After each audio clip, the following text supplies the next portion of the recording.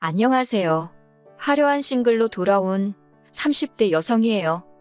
친구들이 저에게 왜 이혼했냐고 물으면 저는 웃으며 먹는 것 때문에 이혼했다 대답합니다. 그러면 친구들은 어이가 없어서인지 그게 뭐냐고 한마디 하곤 더 궁금해하지도 않아요. 그런데 저 정말로 음식 때문에 이혼했습니다. 음식 가지고 유치하고 치사하게 행동하시는 어머님과 그런 어머님을 어쩌지 못하는 모질이 같은 남편을 보고 있으니 제 앞날이 캄캄했거든요. 솔직히 남편이라고 부르기는 싫은데 그렇다고 실명을 밝힐 순 없으니 일단은 남편이라고 부를게요.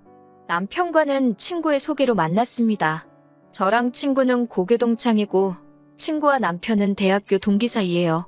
친구가 보기에 저랑 남편이 성격도 비슷하고 성향도 같아서 잘 어울릴 것 같다며 자리를 만들었지요.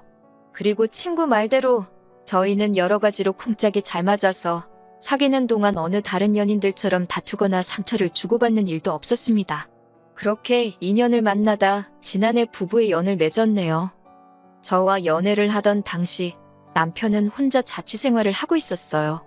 원래 남편은 서울에서 2시간 거리의 지역에서 나고 자랐는데 서울로 대학을 합격하면서 혼자 살기 시작했대요.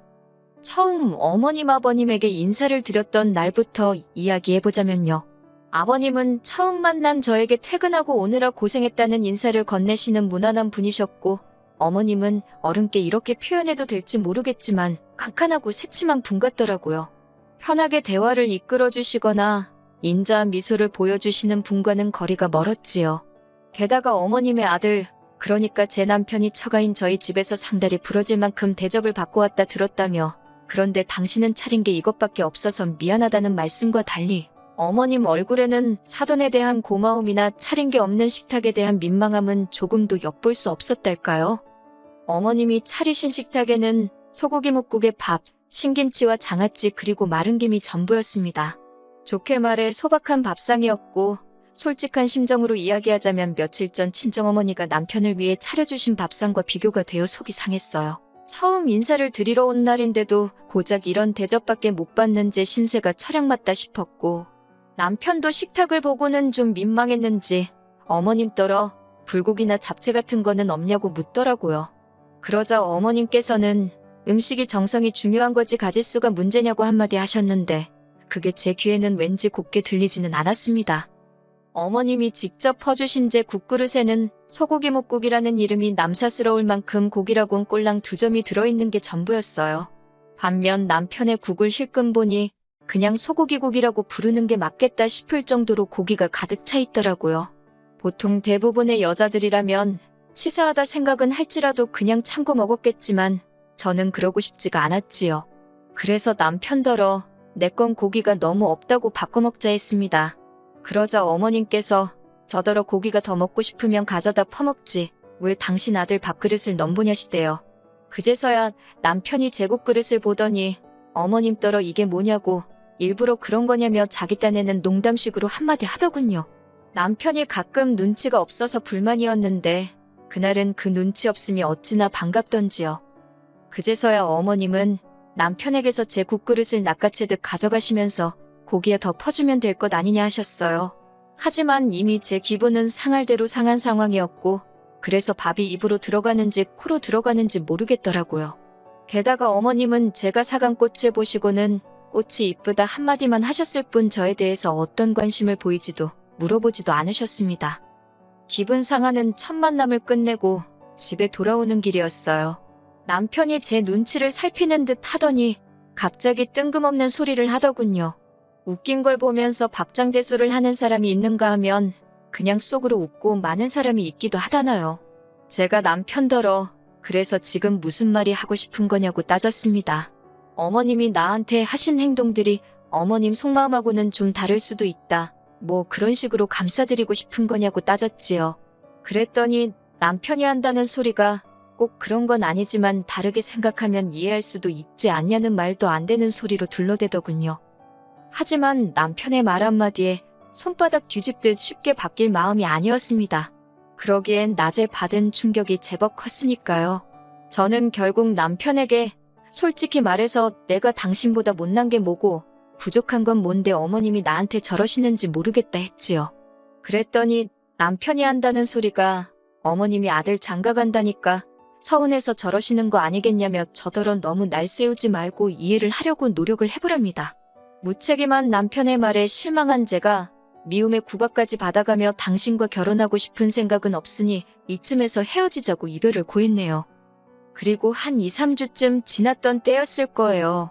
모르는 번호로 전화가 걸려왔는데 제가 당시 이직 준비를 하면서 여러 회사들과 인터뷰를 하고 있었거든요. 그래서 전화만 왔다 하면 아는 번호건 아니건 상관없이 일단 받고받지요. 그러다 그만 어머님이 거신 전화를 받게 되었습니다. 예전에 새침한 톤은 온데간데 없이 다정한 목소리로 저를 한번 만나고 싶다 하셨어요.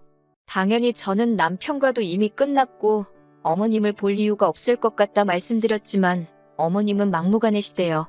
당신 아들이 제가 보고 싶다고 끙끙 앓고 있다며 일단 어머님과 저 단둘이서 한 번만 만나자고요. 결국 고민 끝에 어머님과 약속을 잡았습니다. 헤어졌어도 그간의 정 때문인지 아프다니까 걱정이 되기도 했거든요. 며칠 뒤 어머님과 만나기로 한 당일이 되었을 때 무슨 일이 있더라도 할 말은 하고 온다는 마음가짐으로 약속 장소에 나갔습니다. 그리고 저는 어머님으로부터 뜻밖의 소리를 듣게 되었네요. 하시는 말씀이 당신이 그날 개인적으로 안 좋은 일도 있고 해서 뜻하지 않게 저에게 예민하게 행동하셨다고 미안하다셨어요. 솔직히 약간은 말도 안 되는 핑계다 싶기도 했는데 한편으론 어머님 연세에 당신의 실수를 인정하고 나아가 다른 사람에게 사과까지 한다는 게 쉬운 일은 아니잖아요. 아무튼 기대는커녕 생각지도 못한 어머님의 사과를 받고 나니 순간이었지만 어머님과 한결 마음이 가까워진 것도 같고 이후로 저는 남편에게도 사과를 받았고 얼마 지나지 않아 다시 어머님 아버님 댁에 정식으로 초대를 받아 가게 되었습니다. 그리고 그때는 첫 만남과 달리 외식을 하긴 했지만 어쨌든 저와 어머님 사이가 좋아지는 듯 했지요. 하지만 옛말에 집어릇 개주냐고 하잖아요. 정말 그 소리가 딱이었습니다. 어머님의 음식 차별은 제가 남편과 식을 올리고 얼마 지나지 않았을 무렵 다시 시작되었거든요. 신혼여행을 다녀온 뒤 시댁에 가게 되었습니다. 아버님은 첫 만남 때와 마찬가지로 여행 갔다 오고 피곤할 텐데 오느라 수고했다 하시더니 이후로는 TV만 보시대요. 남편 역시 자연스럽게 아버님 옆으로 가서 TV를 보기 시작했고 어머님이 저는 부엌으로 따라오라셨지요. 부엌에 들어가니 음식 준비는 거의 되어 있지 않았습니다. 어머님이 시키시는 대로 양파 다듬고 파 썰고 정신없이 식사를 준비했어요. 그래도 이번엔 처음 인사드리러 왔던 날과 달리 생선구이도 있대요. 1시간 정도 걸려서 점심상이 차려졌습니다. 새로운 반찬도 많은데 어머님께선 굳이 냉장고에 있던 김치, 깍두기, 매실장아찌까지 다 꺼내놓으시더라고요. 그리고 그 반찬들을 제 앞에다 다 늘어놓으셨어요. 뿐만 아니라 제가 밥을 푸겠다고 했는데도 구태여 당신이 푸신다 하시더니 제 밥 딱 2숟갈 떼니까 밑으로는 다 누룽지더라고요. 생선구이도 아버님과 남편 사이에 딱 놓여 있어서 가져다 먹기도 참 그렇고 결국 참다 못한 제가 어머님한테 한마디 했습니다. 어머님 저는 뭐하고 먹으란 거냐고요. 그리고 왜 제 밥만 이렇게 다 누룽지냐고도 물었지요. 혹시나 제 말투나 표정 가지고 트집 잡으실까봐 정말 생글생글 웃으며 여쭤봤더니 어머님이 약간 당황하시면서 하시는 말씀이 원래 발효식품이 여자한테 좋은 거랍니다. 밥도 누룽지가 소화가 잘 되고 그런다고 다 여자한테 좋은 거래요. 그러면서 제가 생선 먹고 싶어 하는지 몰랐다며 한 토막 덜어주셨는데 그마저도 몸통이 아니라 꼬리 쪽이었더군요. 당장이라도 자리를 박차고 일어날까 한마디 더 해버릴까 하다가 그냥 그러시냐고 어머님이 저를 생각해서 이렇게 챙겨주셨다는 말이냐고 다시 한번 물었습니다. 어머님은 저더러 그렇다니까 뭘 몇 번씩 묻느냐며 자꾸 말하지 말고 밥이나 많이 먹으라셨어요.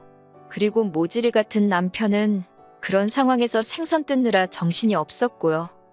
식사를 다 마치니 아버님이랑 남편은 또다시 뭔가에 홀린 듯 거실로 가서는 TV를 보기 시작했고 어머님도 어디로 가셨는지 저 혼자 밥상을 치우게 되었습니다. 전 혼자 씩씩대면서 깨질라면 깨지라는 심정으로 탕탕거리며 그릇을 치웠지요. 하지만 이내 성질이 올라와서 참을 수가 없었기에 남편한테 속이 안 좋아서 집에 가자고 했어요. 어머님이 저더러 설거지도 안 해놓고 가냐길래 갑자기 좋은 음식을 너무 먹었더니 속이 뒤집어진 것 같다고 그랬네요. 어머님은 한껏 못마땅한 표정이셨지만 딱히 할 말을 찾지 못하셨는지 별 말씀은 더 안 하셨어요. 그리고 정확히 한 달 뒤 어머님의 생신날이었습니다. 어머님이 며느리한테 생일상 한번 받아보자면서 저희 집으로 오시겠다길래 그러시라 했지요. 집이냐고 해봤자 남편이 총각 때부터 살던 12평 오피스텔이라 엄청 작아요. 가스레인지도 아니고 인덕션 하나 달랑이 있어서 음식하기도 어렵고 어머님도 남편 총각 때부터 종종 오셔서 이 상황을 다 아시는데도 굳이 오시겠다 하신 거고요. 하지만 저는 별로 걱정은 안 되었습니다. 어머님 생신 때 무슨 음식을 해드릴지 지난 식사 이후로 다 정해뒀었거든요. 그리고 어머님이 오시기 바로 전날 저는 마트로 향했지요. 어머님 생신상이니 미역국은 생략할 수가 없어서 남편더러 끓이라 했습니다. 남편이 어머님이 분명 며느리한테 생일상이 받고 싶다 하셨는데 제가 해야 하는 거 아니냐고 투덜거리길래 아무렴 그래도 며느리가 아들만 하겠냐고 그랬어요. 남편이 고기 반찬 같은 건 안 하냐고 해서 그때 어머님 말씀 못 들었냐고 내가 다 여자한테 좋은 음식으로만 준비해놨으니 걱정하지 말라 했고요. 그리고 대망의 어머님 생신날 저는 어머님이 오신다는 시간에 맞춰 상을 차리기 시작했습니다. 밥도 공들여서 하고 그릇도 있는 그릇 없는 그릇 다 끄집어냈네요. 그리고는 어제부터 준비한 모든 장아찌와 젓갈들까지 죄다 꺼내놓았고요. 밥도 일부러 누룽지로 만들려니 쉬운 일이 아니었어요. 그래도 어머님 생각하면서 정성스레 만들었습니다. 그래서 어머님 밥그릇에 꾹꾹 눌러 담아 퍼드렸지요. 곧이어 어머님 아버님이 도착하셨고 저는 식사 준비 다 해두었다며 부엌으로 오시라 했어요. 두 분이 부엌에 들어오시곤 정말 거짓말이 아니라 한 10초 정도 정적이 흘렀습니다. 어머님이 저를 보시면서 이게 다 뭐냐고 하시길래 어머님 말씀대로 여자 몸에 좋다는 것만 챙겨서 신경 써서 차렸다 대꾸했지요. 그랬더니 아버님이 어머님더러 꼴 좋다고 하시고는 저더러 잘했다며 부엌에서 나가버리시대요. 어머님이 저더러 지금 당신하고 한번 해보자는 거냐며 언성을 높이시길래 저도 지지 않고 뭐가 문제냐고 따졌습니다.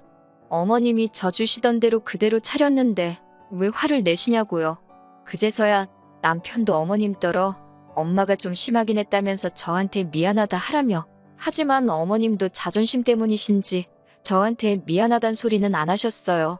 안 하셔서 얼마나 다행인지 만약에 어머님이 저한테 사과 비슷한 말이라도 하셨으면 제가 나쁜 X가 되잖아요. 저는 그 사과를 받을 생각이 전혀 없었으니까요. 저는 어머님더러 그럼 식사 맛있게 하시라고 저는 나가보겠다 했습니다. 남편이 같이 밥 안 먹고 어디 가냐고 하길래 친정에 간다고 했지요. 그러면서 오늘 이 식사가 어머님께 제가 차려드리는 처음이자 마지막 생신상이라고 건강히 오래오래 사시라 했네요. 제사상은 제가 못 차려드린다는 소리도 할까 하다가 그건 참았습니다. 황당해하는 어머님을 뒤로하고 남편에게도 어머님이 나를 어떻게 홀대하는지 잘 보지 않았냐며 난 이런 대우를 참아가면서까지 당신과는 살 생각이 없다 했지요. 짐이라고 해봤자 옷 몇 벌에 화장품 몇 개로 단촐했어요. 오피스텔이 작아서 친정에서 제 짐을 다 가져오지도 않은 상태였고요. 여러모로 헤어지기에 딱 좋은 시기였네요. 남편이 갑자기 이런 법이 어딨냐며 못 헤어진다고 저를 붙잡았고 어머님은 어머님대로 지금 이게 뭐하는 짓거리냐며 제 뒤통수에 대고 욕을 하셨습니다. 아버님은 달리하실 말이 없으셨는지 한숨을 쉬시다 어머님더러 적당히 좀 하지 유난 떨 때 알아봤다며 한마디 하시대요. 그런 아버님께 조금 감사한 마음도 들었지만 그렇다고 아버님을 믿고 살 수는 없는 일이었으니 결국 남편도 어머님 아버님도 모두 뒤로 한 채 그렇게 친정으로 돌아와 버렸습니다. 이후로 남편에게 돌려줄 돈은 돌려주고 일방적으로 저희 관계를 정리했어요. 혼인신고도 하기 전이었어서 서류상 저는 깔끔하긴 하지만 이미 형식적인 건 다 치른 상황이었으니 사람들은 저를 이혼녀로 생각하겠지요. 속상하긴 하지만 그래도 참고 사는 것보단 차라리 이혼녀 딱지를 감수하는 게 낫겠다 싶어 내린 결론이니 후회는 없습니다. 소개팅을 주선했던 친구 말로는 남편이 저랑 헤어진 이후로 친구들도 안 만나고 집안에만 박혀 지낸다더군요. 심지어 출근도 안 하고 식사도 안 한다는 얘기가 있다며, 그리고 그 때문인지 한 달쯤 지났을 때 어머님께서 연락을 해오셨습니다. 당신이 너무 유치했다며 지금이라도 당신 아들을 위해서 우리 두 사람 해묵은 감정은 풀고 잘 지내보자대요. 하지만 이번엔 안 속는다고 막말로 남편이 또 생병을 앓든 단식 투쟁을 하다 굶어 죽든 관심 없다 했어요. 솔직히 누군가는 저더러 그까진 먹을 거가 뭐라고 이혼까지 했냐 할 수도 있겠지요. 하지만 직접 겪어보기 전엔 그 더럽고 치사한 기분 절대 모를 거예요. 전 이제 그만 가서 맛있는 점심이나 차려 먹어야겠어요. 여러분도 모두 맛있는 식사하세요.